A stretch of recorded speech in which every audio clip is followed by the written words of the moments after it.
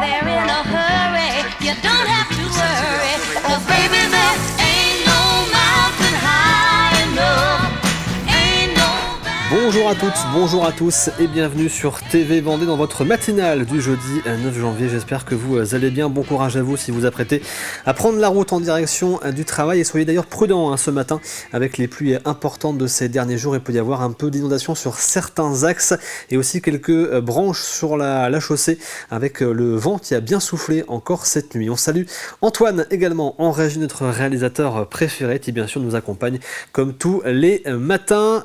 On rappelle également le numéro du WhatsApp officiel si vous souhaitez réagir à l'actualité du jour. N'hésitez pas à envoyer un petit message avec votre prénom et votre commune de résidence. Nous avons reçu il y a quelques instants notre invité du jour, Jean-Guy Chenu, président de Famille Rurale en Vendée.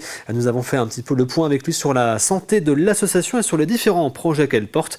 Interview que vous retrouvez désormais sur tvvendée.fr. Voici maintenant les titres de l'actualité du jour. Nous vous en parlons régulièrement sur notre antenne. La carte scolaire, elle est le fruit d'un long travail entre les services de l'éducation nationale et les syndicats d'enseignants et de parents d'élèves. C'est elle qui détermine les ouvertures et les fermetures de classes. Mais comment cela fonctionne-t-il? Où en est la carte scolaire pour la rentrée 2025-2026? Eh bien, réponse ce matin. Nous irons découvrir le Marsouin, un véhicule conçu pour apporter des premiers soins et réaliser des dépistages dans les zones de déserts médicaux dans le département. Il doit commencer son activité et l'association qui porte ce projet est à la recherche de chauffeurs poids lourds. Et puis nous parlerons du Vendée Globe, bien sûr, avec le point sur l'actualité de la course et le classement. Mais alors que les premiers skippers doivent arriver la semaine prochaine au Sables d'Olonne, nous irons faire un tour en queue de flotte à la rencontre de ceux qui n'ont pas encore franchi le Cap Horn et pour lesquels la course est encore longue. Avant de développer ces titres, on fait un petit point sur votre météo pour aujourd'hui. La pluie est en train de quitter la Vendée donc durant la matinée. Par contre, le ciel reste bien chargé en nuages pour ce matin. Comptez 7 degrés dans les terres, 9 degrés sur le littoral. Dans l'après-midi, le soleil percera un petit peu plus. Les températures seront quasiment identiques avec 7 à 8 degrés. Le petit point également sur vos marées pour aujourd'hui, avec donc pour ce matin une basse mer à 5h50 et 18h30, pleine mer à minuit 20 et 12h50. Le coefficient est de 54 et le passage du Gois sera au plus bas à 19h. On fait le tour également de vos marchés pour ce jeudi, avec celui de Avrier, c'est sur la place du Champ de Foire. Le marché également de Nieul-le-Dolan de 8h à midi et demi à côté de l'hôtel de ville au niveau des Halles. Et puis celui de Chavagne-en-Paillé, c'est de 8h à midi et demi également sur la place des Arcades.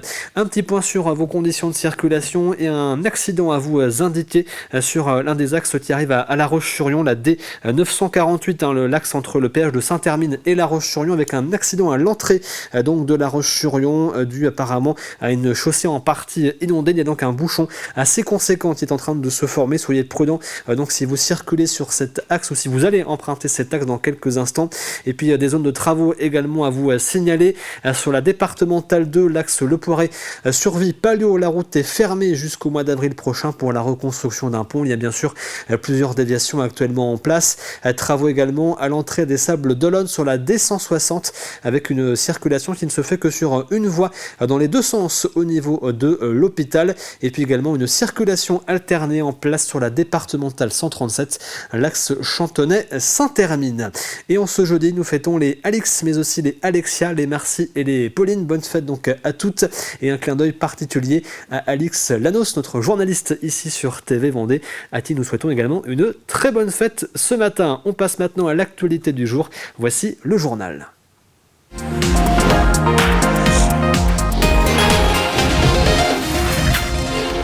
Le centre hospitalier départemental de La Roche-sur-Yon a déclenché hier soir son plan blanc pour faire face à un afflux de patients très important au service des urgences, dû notamment à l'épidémie de grippe. Le plan blanc permet la mise en place d'une cellule de crise qui a pour mission de gérer la déprogrammation des soins non urgents afin de libérer des lits. Il permet également de mobiliser du personnel médical supplémentaire en urgence pour faire face à cette très forte activité du service. Il est vivement conseillé de privilégier le recours aux médecins généralistes pour tous les soins qui ne relèvent pas de la médecine d'urgence et de contacter le 15 pour les urgences vitales, mais aussi avant de se présenter à l'hôpital afin d'être mieux orienté. La rentrée scolaire 2025-2026 est encore loin, mais depuis la fin de l'an passé, les services de l'éducation nationale planchent sur la carte scolaire. On vous en parle régulièrement et pour cause, c'est un sujet qui cristallise souvent les débats au printemps lorsque certaines fermetures de classes sont annoncées. L'an dernier, 20 postes d'enseignants avaient été supprimés et la Vendée comptait 1550 élèves de moins. En ce début d'année, où en est le processus de conception de la prochaine carte scolaire et en quoi consiste-t-il ? Eh bien voici les réponses apportées par Florian Wozniak. Et oui, en effet, cette fameuse carte scolaire, dont le nom est désormais connu de tous, représente en partie les mesures qui consistent à ouvrir et fermer les écoles. Cela concerne aussi bien les écoles maternelles, primaires, que nos collèges et nos lycées. Mais cette carte scolaire permet également de connaître la dotation. Comprenez le nombre d'enseignants que le rectorat va disposer pour l'année scolaire future. Alors comment s'établit cette carte scolaire ? Sur quelles données se base-t-elle ? Je vous propose d'écouter Céline Lacoste, membre de la commission au sein de la direction des services départementaux de l'éducation nationale en Vendée. Depuis 2 ans, l'administration ne veut plus de remontées en janvier.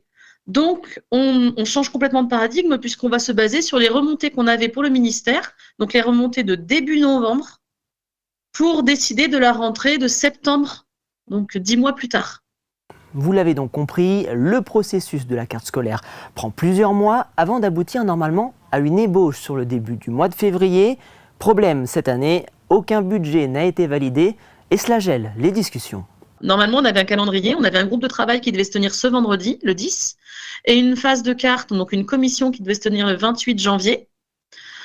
Or, le contexte politique fait que, n'ayant pas de budget, on ne sait pas s'il est moins 3155 postes pour le premier degré votés, donc moins 4000 en prenant le second degré, sont maintenus. Donc, n'ayant pas la dotation, pour le moment, les commissions ne peuvent pas se tenir. Et donc, on ne sait pas combien d'ouvertures et de fermetures il y aura à faire. À ce jour, le département de la Vendée compte 298 écoles élémentaires, 68 collèges, publics et privés confondus. Et si le département de la Vendée a dépassé les 700 000 habitants il y a peu, le nombre d'écoliers, lui, est en baisse. Les statistiques prévoient même une nouvelle baisse de près de 400 écoliers pour la rentrée prochaine. Voici le Marsouin. Ce camion est une nouvelle unité mobile de soins conçue pour faire notamment de la prévention et du dépistage. Il sera accessible à toutes et à tous gratuitement et doit commencer à sillonner les routes du département à la fin du mois en se rendant dans les zones en situation de désert médical. Mais afin de pouvoir commencer son utilisation, l'association qui porte le projet a besoin de chauffeurs ayant le permis poids lourd et lance donc un appel aux bonnes volontés.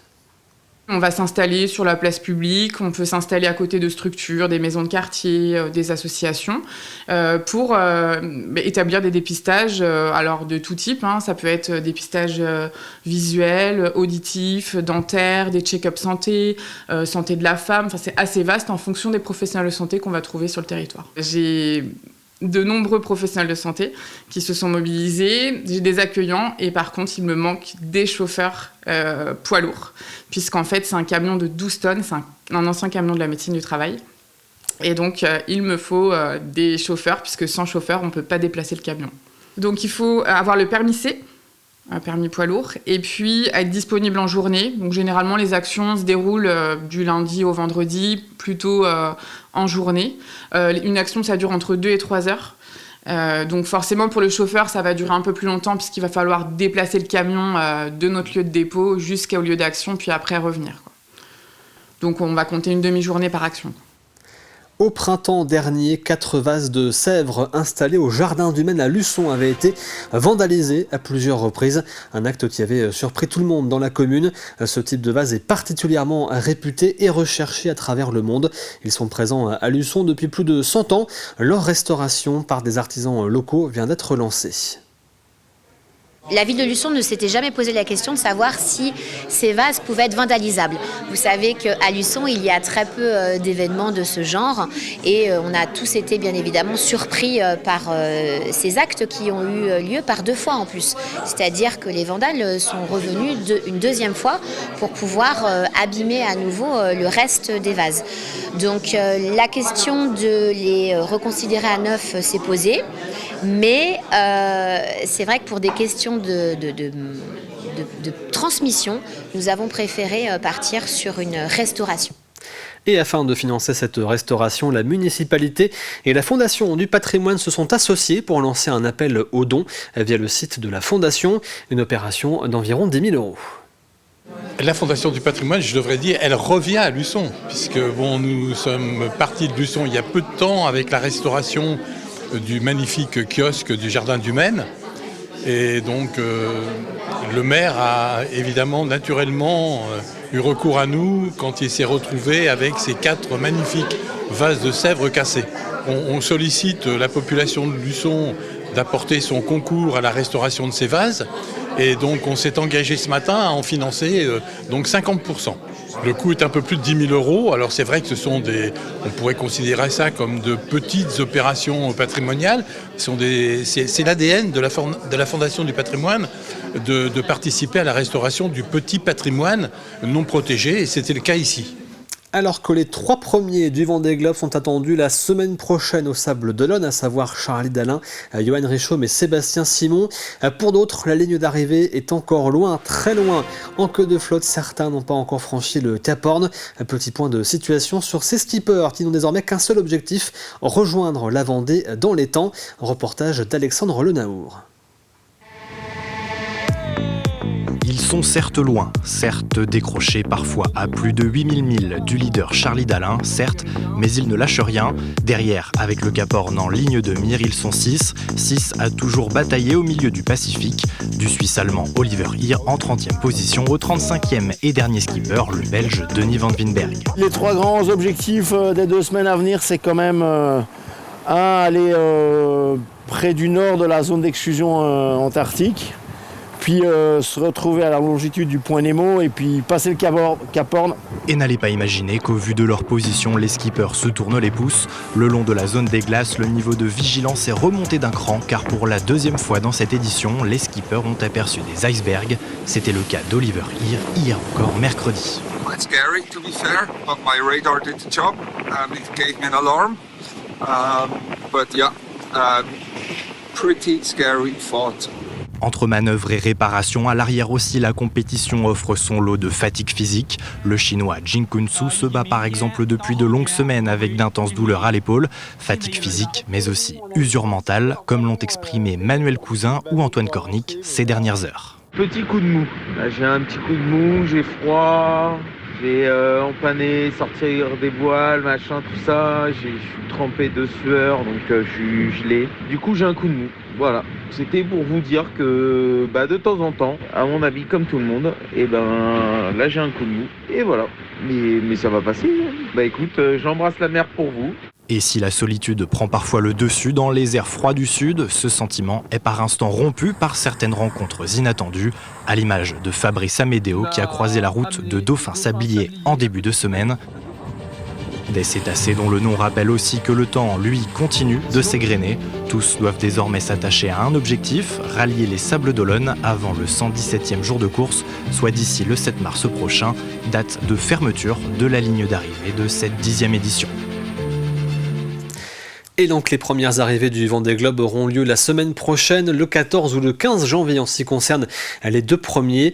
Ces arrivées seront bien sûr à vivre en direct sur TV Vendée. Nous vous montrerons tout le franchissement de la ligne d'arrivée, la remontée du chenal, les premières réactions des skippers une fois à terre et leur retrouvailles avec leurs proches. Un rendez-vous donc sur TV Vendée la semaine prochaine. Une fois les fêtes de Noël terminées, que faire de son sapin? Certains optent pour un recyclage classique en le déposant dans un point de collecte. D'autres sont déposés sur les plages pour freiner l'érosion. Et au Poiré-sur-Vie, les habitants peuvent déposer leur sapin au Poney Club qui s'en sert pour tenir les poneys au chaud durant l'hiver, comme nous l'explique Mathis Pires. Vous avez peut-être encore votre sapin à la maison et vous ne savez pas quoi en faire. Eh bien regardez, juste ici devant le Poney Club du Poiré-sur-Vie, les gens viennent déposer leur sapin. Alors pour comprendre pourquoi les gens font ça, on est avec Amandine, la gérante du Poney Club. Bonjour Amandine, alors pourquoi les gens viennent déposer les sapins juste devant chez vous ? Bonjour, alors parce qu'on a fait un appel en fait à la collecte de sapins pour pouvoir broyer ces arbres afin que nos poneys aient les pieds au sec sur la fin d'hiver. Et comment ça fonctionne? Vous les broyez après les arbres? Oui, en fait, on organise un broyage en collaboration avec les services techniques de la mairie du Poiret afin de pouvoir répartir les broyats de sapins à l'entrée des paddocks pour que les poneys puissent avoir les pieds au sec sur la fin d'hiver. Bon, et bien si vous voulez que les poneys de ce Poney Globe aient les pieds au sec jusqu'à la fin d'hiver, vous pouvez encore déposer vos sapins ici au Poney Club du Poiret-sur-Vie. Vous avez jusqu'au 15 janvier prochain. On fait le point sur la météo de ce jeudi matin maintenant. Après une nuit agitée, la dépression est en train de s'éloigner. Quelques éclaircies vont faire leur apparition sur le littoral. Ça reste couvert dans les terres avec encore un peu de pluie dans le sud-est. Côté température, ça reste doux pour la saison avec 8 degrés à Montaigu, La Chataignerée et La Roche-sur-Yon et 9 degrés à Fontenay-le-Comte, Chaland, les Sables d'Olonne, la Tranche-sur-Mer ainsi que l'Île-Dieu.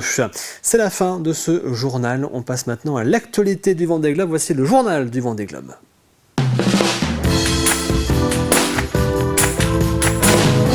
Comme tous les jours, Alexandre Lenaour fait le point sur les actualités de la course et sur le classement, avec toujours ce duel en tête entre Charlie Dalin et Johan Richomme.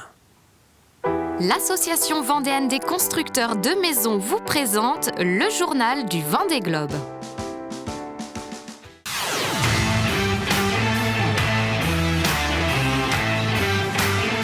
60e jour de course du Vendée Globe, à l'avant et à une semaine de leur arrivée au Sables d'Olonne, Charlie Dalin devance toujours Johan Richomme. Le leader et son poursuivant ont désormais franchi la latitude du Cap-Vert et s'apprêtent à aborder le passage d'une longue dorsale anticyclonique. Bon, voilà, je m'accroche.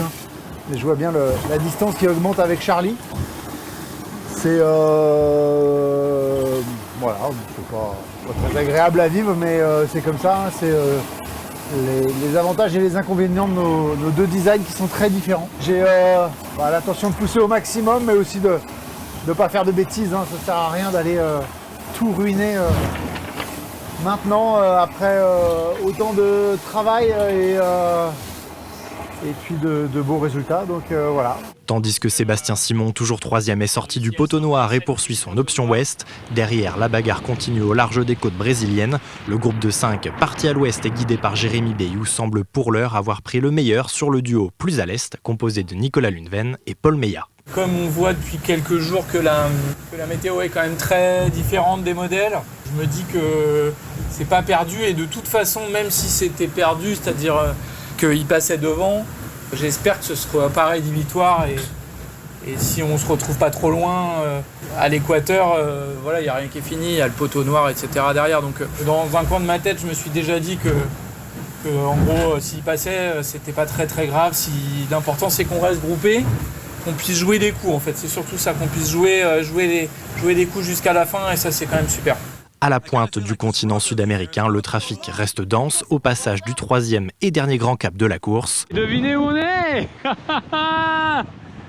Le Cap Horn, juste devant les trains. Wouhou. Entre mardi soir et ce mercredi matin, ils sont 6 à avoir franchi le Cap Horn, de Tanguy-le-Turquet 21e à Kojiro-Shirashi 26e.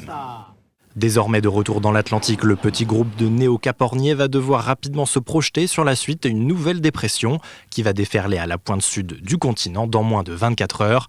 En passe de franchir le Cap Horn, Éric Bellion a profité d'une accalmie pour réparer son gréement à l'avant de son IMOCA. De son côté, Violette d'Orange a constaté une grosse fuite d'huile sur son moteur, compromettant l'utilisation de ce dernier à son plein potentiel pour la suite de course. Il faut que je m'habitue à ce mode de fonctionnement et de me dire que y a pas de sécurité, donc c'est hydro tout le temps, consommation minimum et ça va le faire. Enfin, en queue de peloton, 6 skippers bataillent toujours dans le Pacifique dans des conditions qui devraient se densifier ces prochaines heures. Le long de la zone des glaces, tous doivent encore s'armer de prudence face à la présence de nouveaux icebergs observés ce mercredi, notamment par le Suisse allemand Oliver Hirr. Au 60e jour de course, Charlie Dalin continue d'accentuer son avance sur Johan Richomme. Près de 200 000 séparent désormais l'IMOCA massif de celui de Paprec Arkea. Aucune nouvelle entrée dans le top 10, Boris Herman est 6e, Justine Métro 10e. Après un court malaise et des dernières heures éprouvantes, Clarisse Kremer a donné des nouvelles rassurantes et évolue toujours en 12e position. Un peu plus loin, Romain Athanasio, Damien Seguin, Jean Lecam et Alan Roura naviguaient à faible allure en bordure d'un anticyclone. Les tout récents caporniers de cette 10e édition de Tanguy-le-Turquet à Kojiro-Shirashi évoluent encore tous assez proches, en moins de 120 000. En fin de classement, Denis Van Winberg pointe ce mercredi à 8 150 000 du leader Charlie Dalin.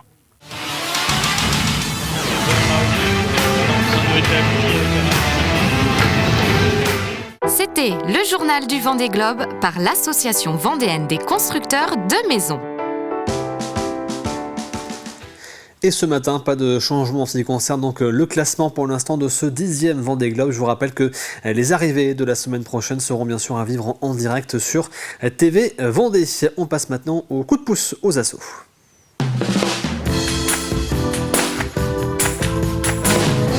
Et aujourd'hui, Mathis Pires nous emmène à la découverte de l'association ADRA Vendée, qui s'occupe notamment de la distribution de repas. Regardez. Bonjour à tous et bienvenue dans cette nouvelle chronique asso pour aujourd'hui. Je suis allé à la rencontre de l'association ADRA. Elle accompagne et distribue des repas aux personnes précaires et dans le besoin. Et en plus de ça, elle leur propose un moment convivial avec eux. C'est une association humanitaire qui œuvre dans tous les pays. En France, on a environ plus de 80 antennes réparties sur toute la France, dont une en Vendée qui est installée depuis 4 ans maintenant. Chaque antenne a un peu son autonomie. Elles peuvent avoir des actions qui sont tournées en fonction des besoins de la ville. Nous ici, on exerce sur la ville de Chaland. Et ici, et donc on travaille sur beaucoup plus sur les personnes qui sont dans la rue, personnes dans le besoin. Et on a une action de distribution de repas, mais aussi d'accueil et on reste avec les personnes. Mais ça dépend de chaque région.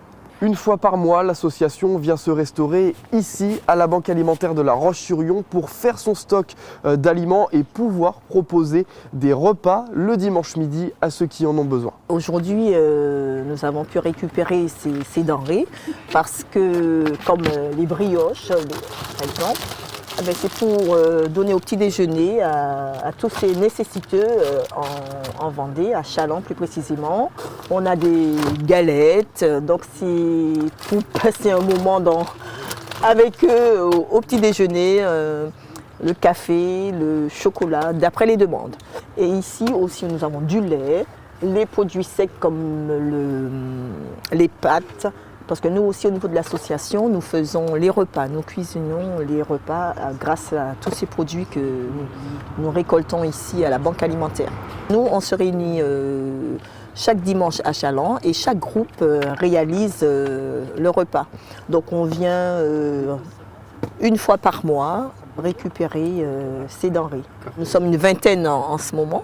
Donc ce serait bien qu'on ait plus de monde pour vivre ces moments parce que les nécessiteux ont besoin non seulement de la chaleur humaine mais aussi des gens pour les encadrer, spécialement le dimanche. Parce que dans la semaine, il y a d'autres associations qui sont déjà sur place, mais nous c'est le dimanche de 12h30 à 14h30. Parce que le dimanche, il y avait une grande demande, il n'y avait rien de dimanche à Chaland.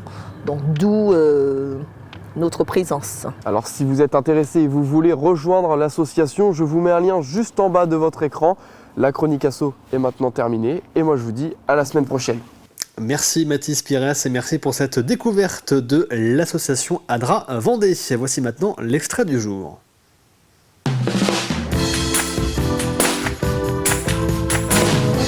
Et l'extrait ce matin, c'est l'émission Le Mag Éco. Aujourd'hui, Catel Lejeune va à la découverte d'un jeune artisan coutelier installé dans la commune de Sallertaine. Dans le cadre d'une formation en fait autour des métiers de l'ébénisterie, parce qu'avant d'être dans le métal, j'étais dans le bois. Ok. J'ai passé un brevet des métiers d'art en ébénisterie à Auray. J'avais des stages à faire en entreprise dans le cadre de cette formation. J'ai testé pas mal de métiers différents en fait, le tournage, la lutherie, pas mal de choses. Et la coutellerie est vraiment sortie du lot quoi. J'ai chopé le virus quoi. Je devais rester une semaine à la base dans l'atelier de Cédric Lamballet à Hennebon. Ouais. Je suis resté 2 semaines, 3 semaines, 1 mois, 2 mois, 3 mois. Et puis finalement j'ai passé 1 an et demi dans ces pattes quoi. Ok. Donc ça, c'était au départ ta formation. Et ton arrivée en Vendée, alors, ça se fait comment ? Pourquoi pas rester en Bretagne, finalement ? C'est que j'avais déjà passé 1 an et demi avec Cédric. Et puis au bout d'un moment, il m'a dit bon, ça a l'air de te plaire. Il s'agirait de se former, passer une formation diplômante. Et donc, moi, je suis allé en Charente, à Barbezieux. Ok. Donc j'ai passé ce CAP sur 1 an. Ouais. Et puis après, il s'agissait de trouver un maître d'apprentissage aussi pour être accueilli dans une entreprise. Ok. Et donc j'ai fait un peu de repérage en Bretagne, je suis allé sur Thiers aussi en Auvergne. Ouais. Et puis je suis revenu en Vendée et j'ai découvert une super entreprise, Maison Hainaut. Et donc j'ai fait mon apprentissage là-bas. D'accord. Ensuite j'ai été saisonnier, puis salarié. Et vous retrouvez donc ce numéro du Mag Éco aujourd'hui sur TV Vendée et tvvendée.fr. On passe maintenant au jeu de cette semaine.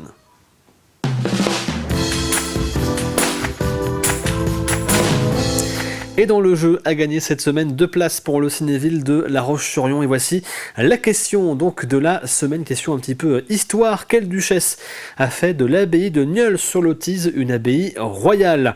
Et voici l'indice du jour. Cette duchesse a œuvré toute sa vie pour la protection des artistes et pour encourager la littérature et la musique. Je répète, elle a œuvré toute sa vie pour protéger les artistes et encourager le développement de la littérature et de la musique. Vous retrouvez bien sûr la question de la semaine et l'ensemble des indices depuis lundi matin sur tvvendée.fr. Dernier indice bien sûr. Demain, on arrive à la fin de cette matinale de ce jeudi 9 janvier. Merci à vous de l'avoir suivi. L'actualité vendéenne revient bien sûr à 12h30 avec le journal présenté par Aurélien Huard. Quant à moi, je vous retrouve demain matin à partir de 7h comme tous les jours. D'ici là, passez une excellente journée devant TV Vendée bien sûr. À demain.